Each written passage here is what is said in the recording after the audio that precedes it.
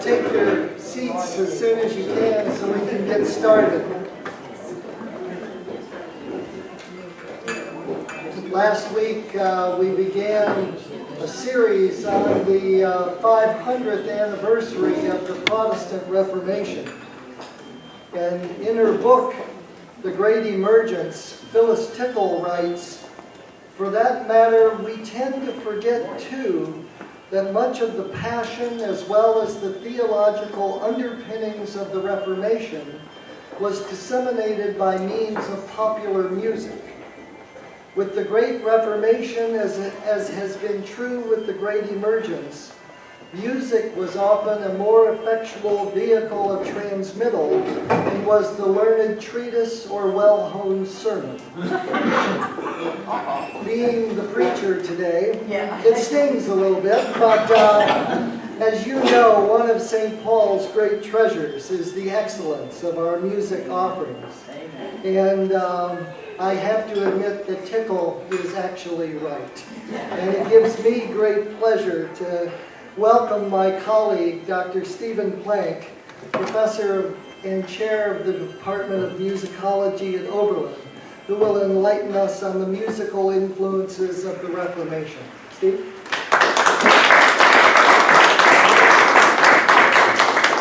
Thank you very much. It's nice to be down here instead of up here for a while. The events of October 31st, 1517, Martin Luther's posting of his 90... I wonder if we can... Well, let's see. Is that better? No. Yes. Smile at me.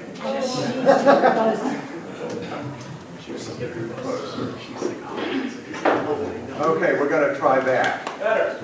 All right. Start again. Thank you. How nice to see you this morning. It's good to be down here instead of up there for a while. And the events of October 31st, 1517, Martin Luther's posting of his 95 theses on the door of the castle church at Wittenberg, are this year enjoying quincentenary celebrations robustly. And with those celebrations have come occasions to ponder anew the legacy of Luther's reform, and also to celebrate in ways that might not surprise. Were you to travel this morning to Wittenberg, the marketplace would offer you such things as Luther mugs, Luther figurines, Luther cookies, Luther coffee, Luther noodles, Luther chocolate. To say the least, the souvenir trade is brisk there, and Luther's image seems easily co-opted. For the hungry, by the way, don't miss the Lutherburger at the local restaurant. The head of the Office of Tourism in Wittenberg asks, if someone wants to eat Luther, wear Luther, smell Luther, or drink Luther, is that too much? Her answer is that it's not too much if it makes one happy. To her list of verbs, eat, drink, smell, wear, I want to add this morning, hear. Can we hear Luther in the musical legacy of the Reformation?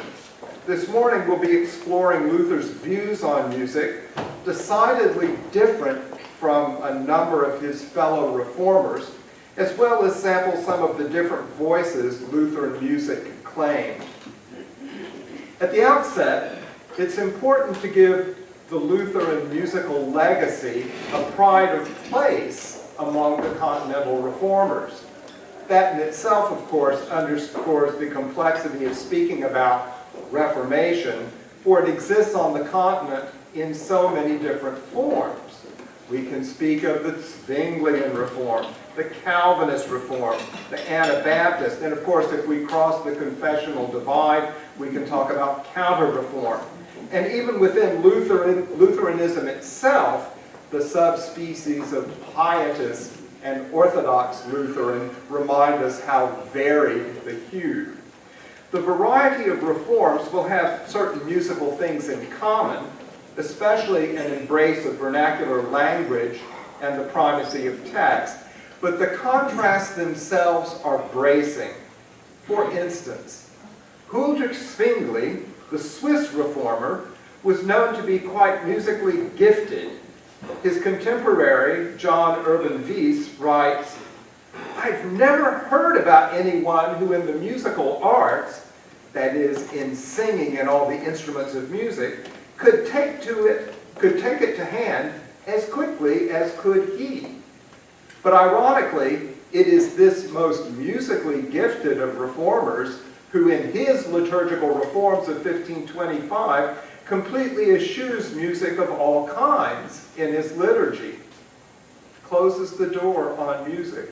As Robin Lever underscores, his writings on Colossians 3 is telling. This is the passage where St. Paul says, "With gratitude in your hearts, sing psalms and hymns and inspired songs to God."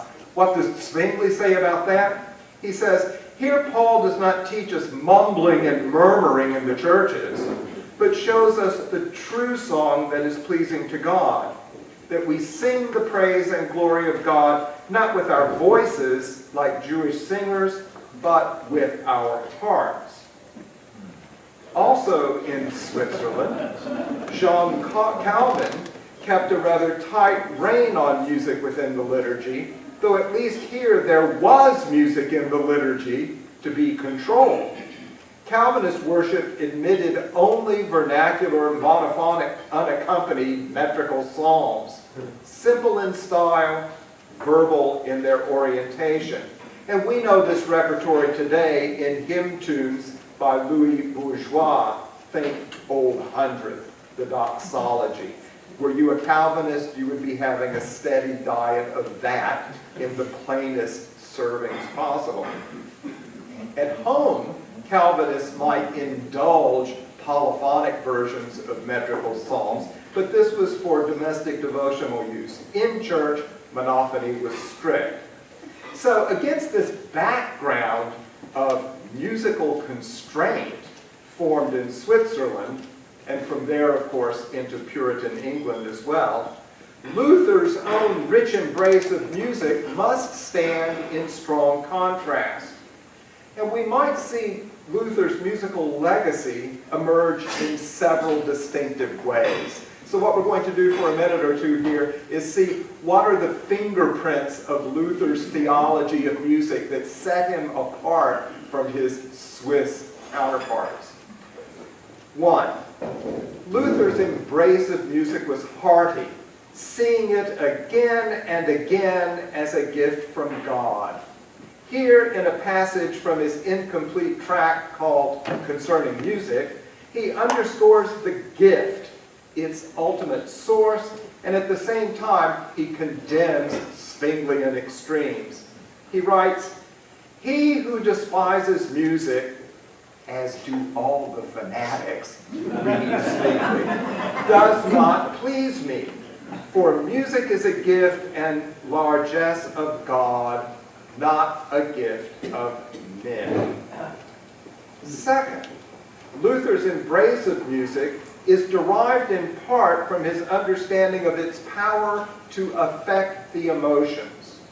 This understanding is a common one derived from antiquity, where various modes were held to arouse different emotional states in their hearers.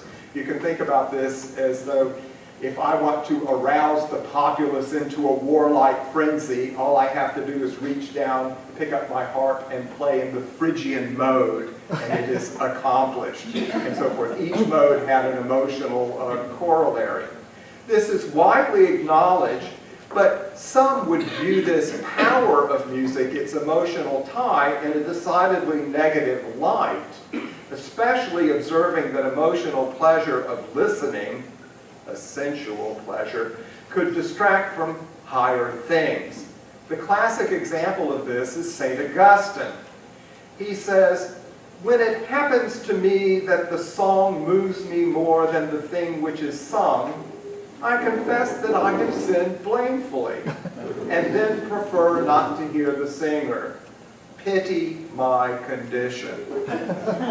But against Augustine, Luther's decidedly more positive view of the affectivity of music is really quite striking. He says, music drives away the devil and makes people happy. It induces one to forget all wrath, unchastity, arrogance, and other vices. Only music deserves to be extolled as the mistress and governess of the feelings of the human heart. He says, I'm not ashamed to confess publicly that next to theology there is no art which is the equal of music, for she alone, after theology, can do what otherwise only theology can accomplish. Namely, music can quieten and cheer up the soul of man, which is clear evidence that the devil, the originator of depressing worries and troubled thoughts, flees from the voice of music just as he flees from the words of theology. So there. And by the way, Luther remarked specifically on Augustine's crisis of musical conscience. He says, St. Augustine was afflicted with scruples of conscience whenever he discovered that he had derived pleasure from music and had been made happy thereby. He was of the opinion that such joy is unrighteous and sinful. He was a fine, pious man. However, if he were living today, he would hold with us. Luther's understanding of the effective power of music, a dynamic that is experienced individually, a power that is experienced subjectively, underscores the importance of individual experience.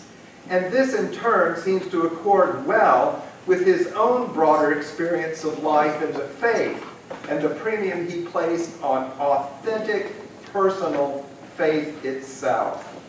His description of his so-called tower experience, an epiphanic moment that shaped his understanding of justification by faith, is laced with subjective affectivity.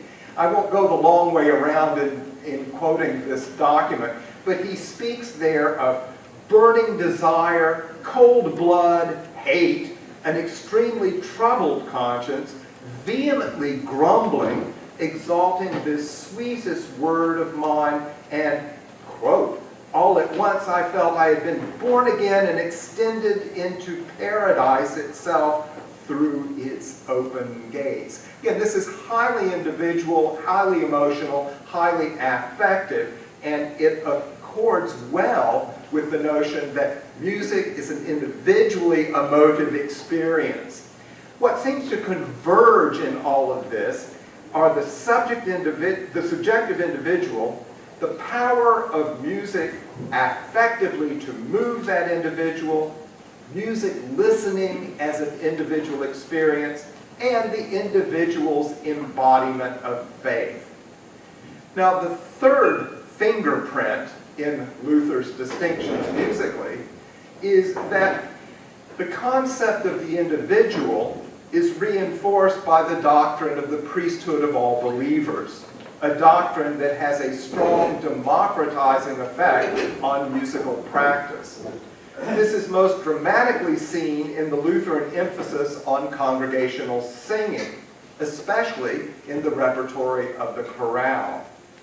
The transformation of the old hierarchical performance layers of the Roman Rite into a more democratically inclined, actively participatory rite did not renounce specialized function. It did not renounce musical giftedness that gave different roles to different people. But what it did do in this new Lutheran rite was to create a breadth of active participation that was full and musical. Chorales in the liturgy functioned in part similarly to the way we use hymns, but also chorales were used to transfer liturgical choral functions to the congregation. So for instance, on a given Sunday, you might replace the 5-movement Latin choral ordinary of the Mass, Kyrie, Gloria, Creed, Sanctus, and Agnus Dei, with their chorale equivalents. The Gloria in Excelsis becomes Allein Gott in der Höhe sei er. The Credo in Unum Deum becomes Wir glauben all an einem Gott. I could go the long way around, but I'm going to spare you. The vernacular texts are set to melodies straightforward enough for the congregation easily to grasp, and they exist as democratic, fully participatory group replacements for what would have been a specialized function in the Roman Rite. Now, one of the things, of course, that's interesting is where do these chorales come from? Luther and his cohort had to supply a musical repertory for congregational singing pretty quickly. And so Luther goes a-borrowing. Some chorales were retextings of secular songs. The song Innsbruck, ich muss dich lassen. Innsbruck, I must say goodbye to you, becomes O Welt, ich muss dich lassen. O world, I bid you adieu. The Christmas chorale, Vom Himmel hoch, from heaven high I come to you, was initially sung to the secular melody Ich komm aus fremden Landen, I come from strange lands. From heaven high I come, from Persia I come. You figure it out. And also, early chorales are oftentimes metricized versions of Roman plain song translated into the vernacular. We've got some examples. We're going to see how the technology is working this morning. One easy example would be, for instance, the Advent hymn in the Roman Rite, Veni Redemptor Gentium, becomes the robust Nun kommt der Heiland, Heiland, I think number 51 in the hymnal. Or, is it the Gregorian chant example? Try that. This is an Easter sequence.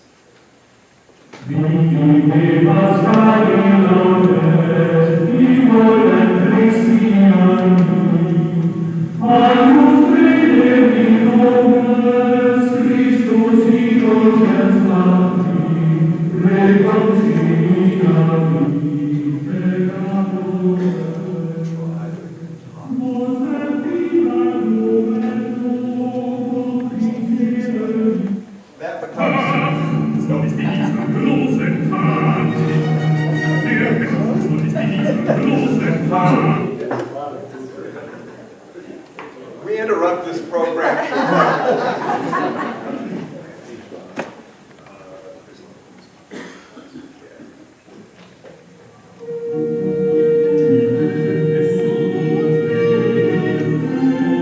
So in the upper voice, what you have is the chorale, the Easter chorale, Priestlagen Todesbonden, a metrical vernacular version of the Easter sequence, Dicte Pascali Laudes.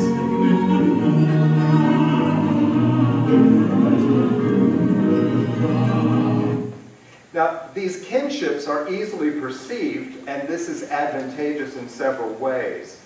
The borrowing supplies a congregational repertory quickly, and couching revolutionary practice, congregational song, in familiar sounds likely eased the acceptance of the practice. Anybody in the room who has experienced liturgical reform knows how important it is to have that aura of familiarity in the room to ease the way, and this is what Luther is relying on in part. Additionally, because the chorale repertory was so widespread, composers like Bach could use the chorales referentially and homiletically, safely banking that a congregation would recognize the association. So, for instance, In the Advent Cantata by Bach, Bach et Betet, he constructs a movement dealing dramatically with the day of judgment. In the movement, you hear the rhythmic quaking of fear. You hear violent falling figures depicting the collapse of the world. And superimposed on all of this, a trumpet melody. Of course, the trumpet is the famous last trumpet of Revelations. But the choice of melody is telling. Bach gives the trumpet the melody of the chorale Es ist gewisslich schon die Zeit, a paraphrase of the Dies Irae text from the Requiem. That is, the traditional Day of Judgment text, but without words. The tune would already be well known by the congregation. They would associate the unsung text with it and recognize its scene-shifting heft and the way it renders the scene particularly dramatic. This isn't just the world in collapse. This is the big collapse.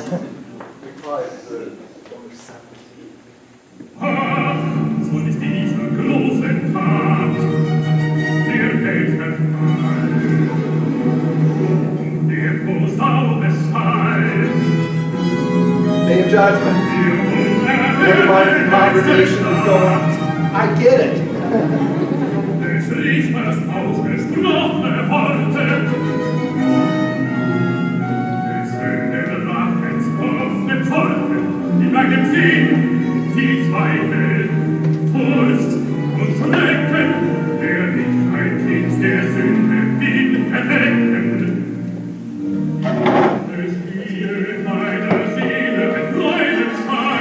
It's rather dramatic, no?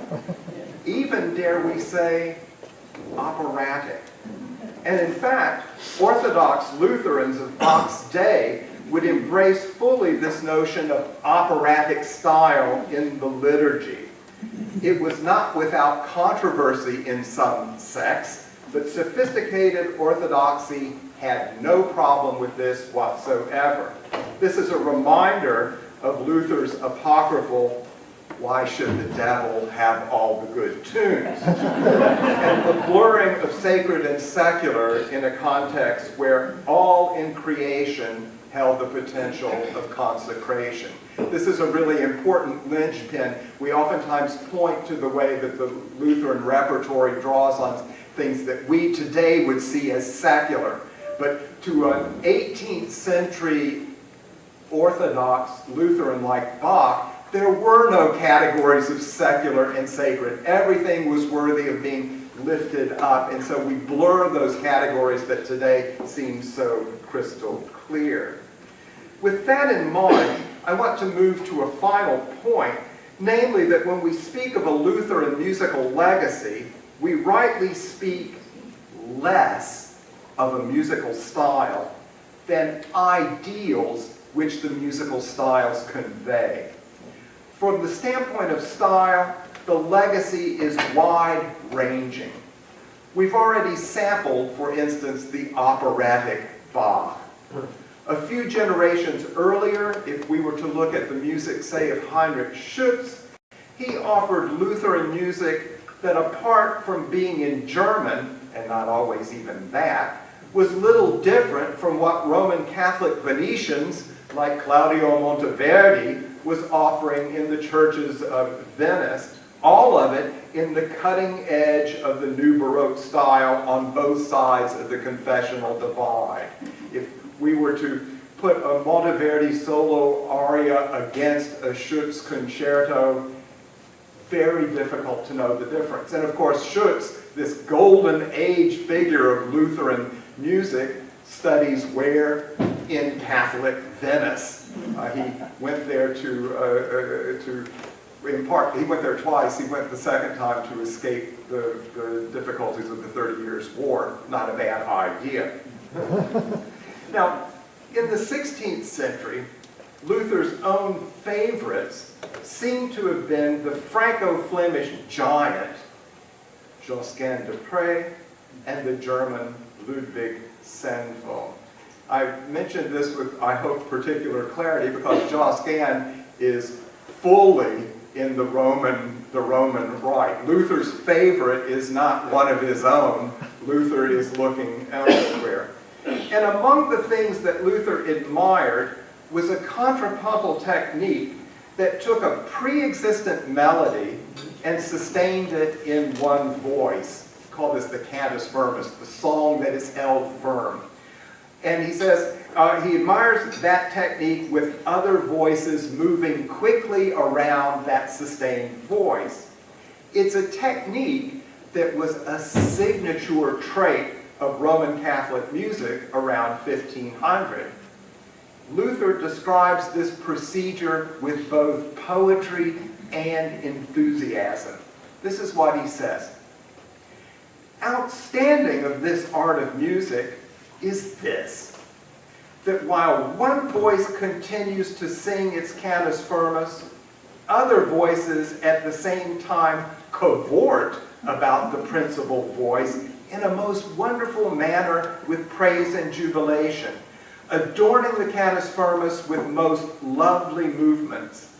They seem to present a kind of divine dance so that even those of our day who have only a most limited amount of sentiment and emotion gain the impression that there exists nothing more wonderful or beautiful.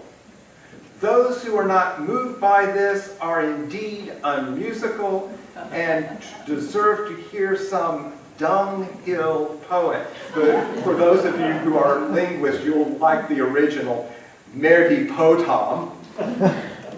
Or you can have the music of swine. If you don't get this, if you don't like this, go to the dunghill poet or listen to the music of swine. Now here's the kind of thing he had in mind. This is a snippet of Zenful's parody of Josquin's famous Ave Maria, sung by my favorite group at Oberlin.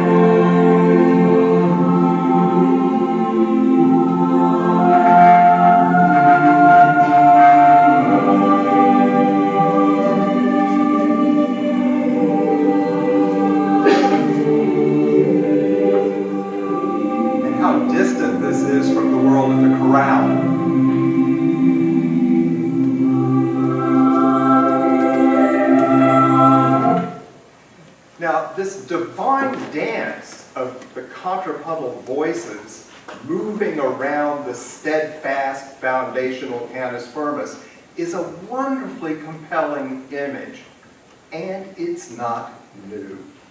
In the 7th century, John of Damascus, as Brian Wren reminds, uses the word perichoresis to dance around, as Wren says, to describe how the three divine persons of the Trinity relate to one another. Wren continues, perichoresis means that the three persons continually exchange energy, being, and power so that each partakes of the other. It suggests a beautifully intertwining, unending dance whose movement flows to and fro between the dancers.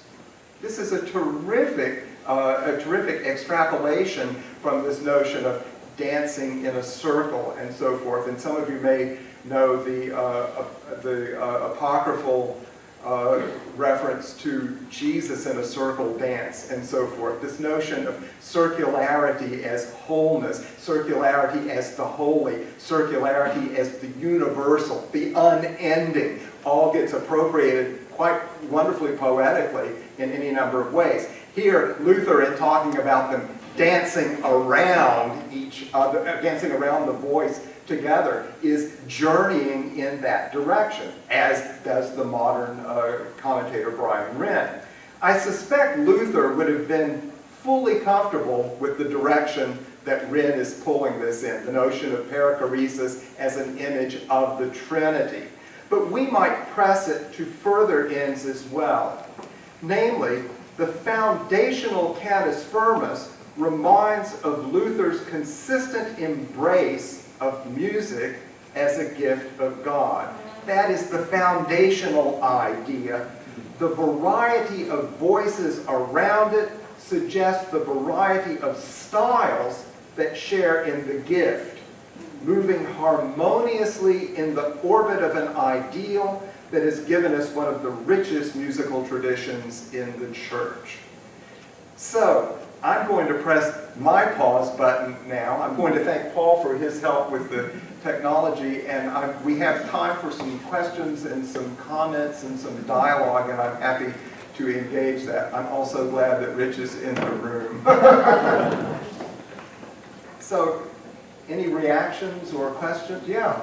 Do we have any tension at St. Paul's between Luther's emphasis on things that are fairly simple and familiar and easy for the congregation to sing versus things that we've never heard of that are cerebral and unsingable? There is no tension at St. Paul's. We banished that with the 39 articles. No, that's a good point. I think that we are comfortable in letting the wingspan cover that range of possibility, as was Luther. And that's an important point. So we highlight Luther and congregational singing. And when I talked about the choral ordinary, the Kyrie, Gloria, Creed, and so forth, having chorale equivalents, that is a clear possibility. But it is a possibility, not a week in, week out universal dictate. So, for instance, in Bach's time, just to take Golden Age possibilities, depending on what service, what week it was, which parish it was, you would have sometimes the choir doing things that their gift made possible, and at other times that same function fulfilled elsewhere. So the range of possibility, I think, is distinctively Lutheran. What he does is broaden the range of possibility. Now, if you go to the other corners of the Reformation, Calvin is another story. Calvin, again, is monophonic, metrical psalms, and don't get too excited about it. Full stop. So that's different. But Luther, and again, note his enthusiasm for Zenful and Josquin, scarcely congregational possibility. So I think of it as a broad wingspan. And here, I think we are quite alert to the wingspan. It's a challenge sometimes, but yes. Yeah, two questions. The first one, you had mentioned the last piece you played was a parody by Zenful of Dupre. So I'm wondering if in musicology the word parody has a different connotation than it does in literature, and if you could say something about that. Absolutely. So that's question one. Question two, you talked about Luther as a person who had borrowed music, but Luther was also a composer, and Ein feste Burg is his, right? Could you say more about Luther, the composer? Sure. Parody first. Parody is flattering. This is simply taking material from an earlier work and embroidering it, using it as the basis of what you do. So Josquin writes a 4-voice contrapuntal motet. He himself parodies it himself and makes a 6-voice version. Zenful takes that version and then adds about 10 minutes worth of stuff to it, still using the bare bones of Schaustein's themes. So parody was a way of, through imitation, saluting a teacher, saluting a master, and very, very common. Very, very common, especially actually in Germany. So if you would go to Munich with Lasso, say the whole that whole court of Bavaria, very strongly driven by that technique. Luther as composer is something that I think is hard to nail down, and I would not dispute that Ein feste Burg is his, but I would also not be surprised if on the way to the tavern you would hear da da da da da dum bum ba dum bum, and wow, that's a nice tune, and it's in the air. There is a kind of popular formula in a lot of that. So I think it's not Luther's richest musical distinction were he to be a composer. There may be tunes that are absolutely his. He has wonderful musical taste. He's got great musical enthusiasm. So it's not anomalous at all to imagine that. But it's not necessary for him to do that either, for him to emerge with distinction. Sure. My question has to do with the voices that range around the constant note. And I'm thinking today of our African-American vocalists who do that improvisationally, I would say. But I'm assuming back then there was no improvisation in those voices that danced and ranged around. And So in that's a that, question. you are wrong.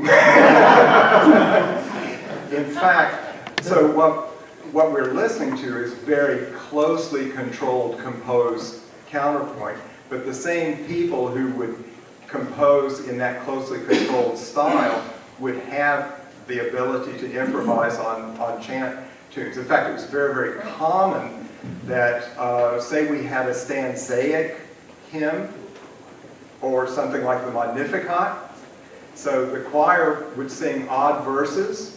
Yeah, we sing odd verses in a different way. We would sing the odd number verses, and then the organist would improvise on that chant melody. This was very, very common, and it's one way in which composers develop their technique. So it is as much improvisational, the dance around a cantus firmus, as it is composed.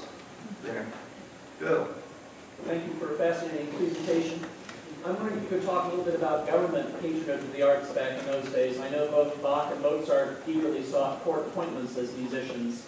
To what extent or how often did government patronage edge into control of what they wrote and how it was presented to people?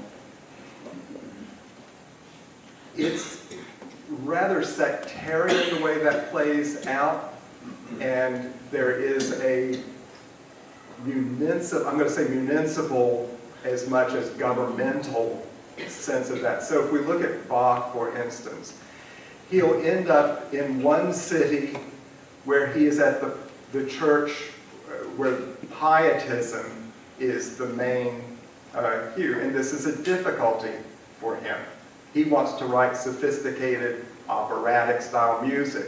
Their conservative taste won't have it. It could be a municipal church, and he could be out of there. It could be simply that the church fathers say, this has got to go, or maybe he just sees the handwriting on the wall and leaves. But the administration of church positions varied a great deal. So, again, to take Bach, he could be employed by a church. And so the equivalent of the vestry is what's calling the shots. He could be employed by a court that has a chapel. So he's doing on the Sundays where he's in the chapel the same thing he was doing at the church, but as a court appointment, then the aristocrat is in charge. That's a different power struggle. And then in Leipzig, he's in the employ of the city.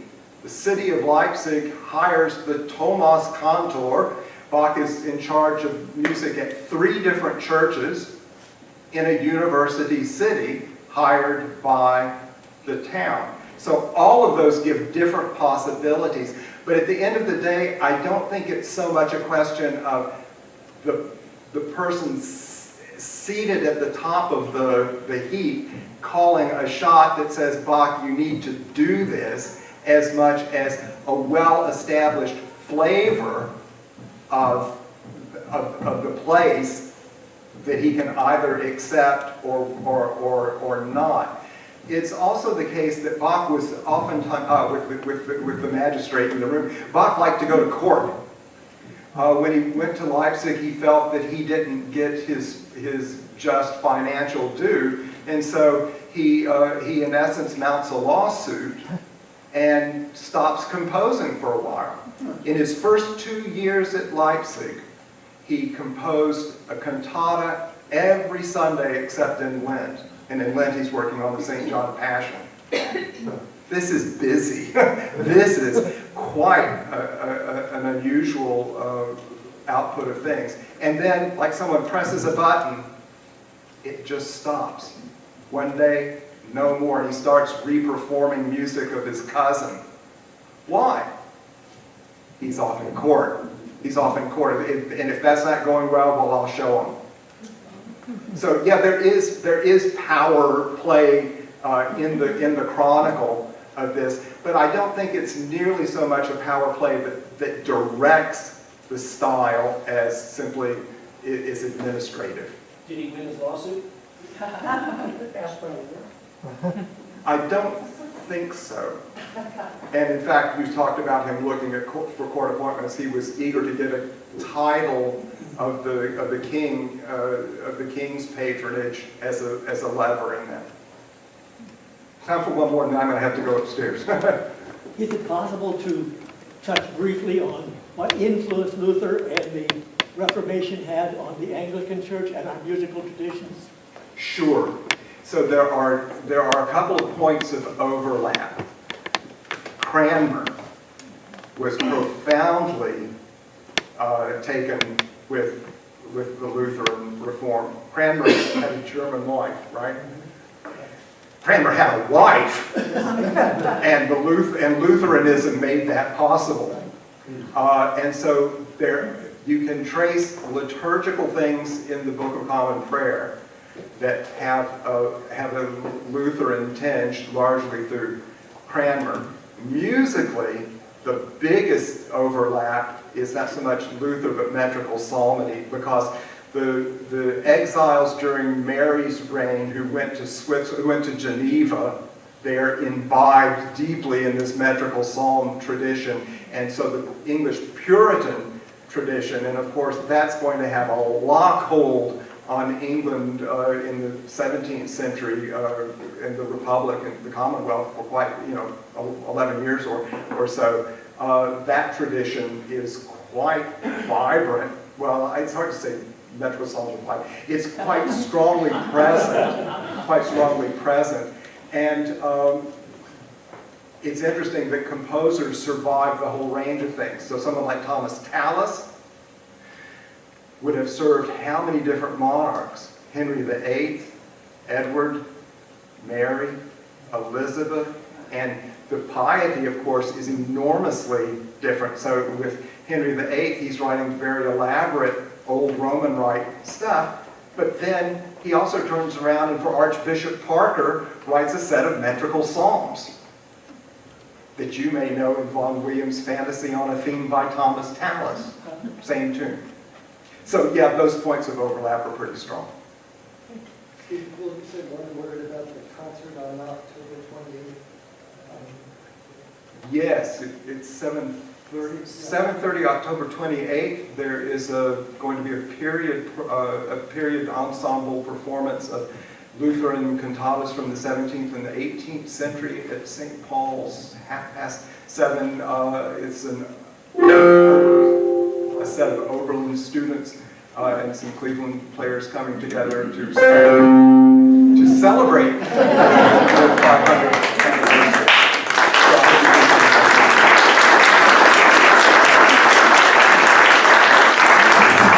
that note, we'll send Steve Roden to rehearse. And thank you all. Next week, we will not have a forum because it will be confirmation and Bishop Williams will be here with us. But 2 weeks from today, we will have another Reformation presentation by Catherine Scallon on the influence of art in the Reformation. So please come back in 2 weeks.